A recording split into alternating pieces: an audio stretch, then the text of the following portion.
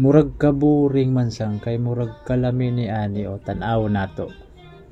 Ang ganda sangkay oh. Tulay. Hindi yan Hollywood mga sangkay, Boholwood. So, syempre sa Bohol nato ni ngadtuon. Tara. So dugayon pa ba nato ni sangkay? Oy, di ana ta sa barko. Syempre. Sana Huwat na lang ta pag andar ni ani. Pero andar na di ay. Wa lang mo hawa. So, hintay lang tayo mga sangkay. So naana. O nakaalis na pala yung barko sangkay. Nasa kalagitnaan na tayo. So mga 2 oras ang takbo nito mga sangkay. 2,000 years later. So nakababa na nga pala kami ng barko mga sangkay. So hindi naman halatang nagmamadali kami. Kaya nag-skyway lang kami. So, ilang oras na lang, nandito na kami sa airport. Alam nyo naman si sangkay, maraming nakikita, kaya kuhanan natin to. So, mandar na nga mga sangkay, nagalaw na, kaya kinilibatutan na naman ako sangkay. Oh no! So, paalis na nga pala kami sa Ninoy International Airport. So, parang nagka-aberya pa mga sangkay. Oh no! Akala ko na may LTO lang nang uhuli. Yung pala dito din may traffic enforcers din ang uhuli. So, parang natikitan pa yata ang aming piloto. Ay nako. So ayan na nga sangkay. Iyan na. Eto na.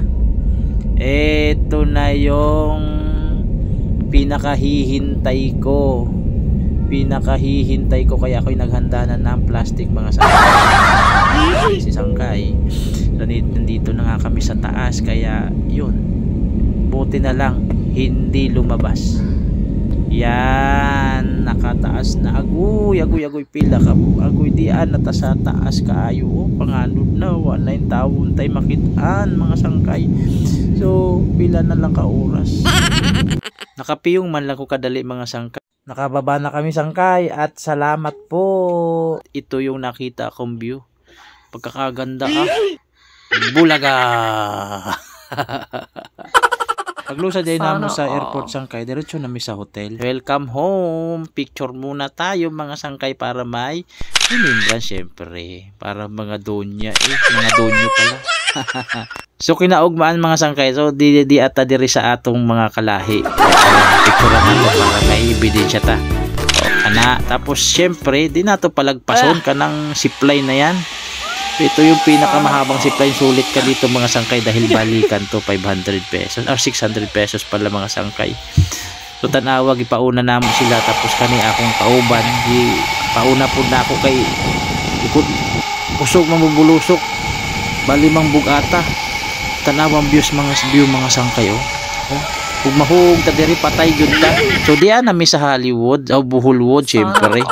Boholwood pa shoot picture way sawa kaka-picture lambi adiri mga sangkay So kaino na ako sa dambo lang na ako ni makitaan. Pag mungari ka mga sangkay, relax ka kaayo. Kanang makitaan ni mga sangkay puro na siya para mura kag naa sa Hollywood. Tapos yung tulay may naay mga duwaan sa mga bata. So relax siya kaayo mga sangkay.